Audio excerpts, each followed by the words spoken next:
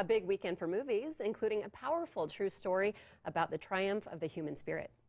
Why do you keep your disabled people in prison? No one's believed it's possible to live as you do. Well, we should open the gates and set them free. So Breathe tells the true story of Robin Cavendish, played by Andrew Garfield.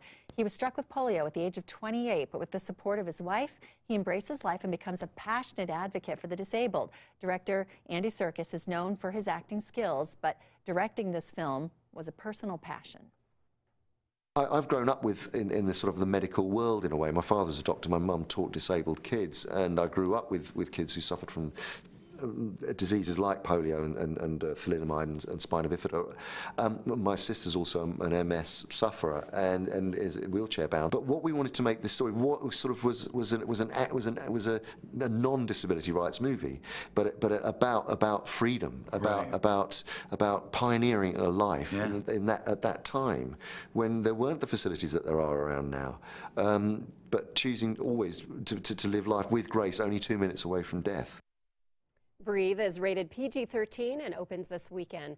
Chris Prente loved it, saying it's both heartbreaking and inspiring and a lesson in never giving up. Chris is giving Breathe 4 out of 5 Prentes. Wow. It says it could snag an Oscar nomination for Garfield. Wow, I'm excited to see it. Yeah, it does look very good. A tearjerker, very though. touching.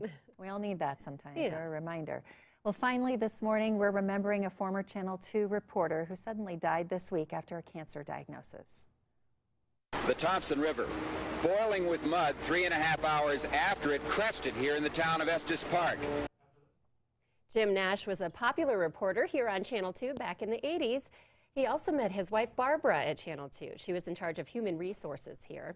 Jim went on to be a national correspondent for a parent company and later moved to Los Angeles, where Jim and his wife both worked at our sister station there. Jim and Barbara both retired a couple years ago and moved back to Colorado. Jim was diagnosed with a brain tumor just a few weeks ago. He died tonight at the age of 73. Sad. Our hearts go out to the Nash family. He's very well known. To people who watched Channel 2 back in the 80s and then continued to follow his career. So we're thinking about you. All right, let's take another look at our forecast today. Well,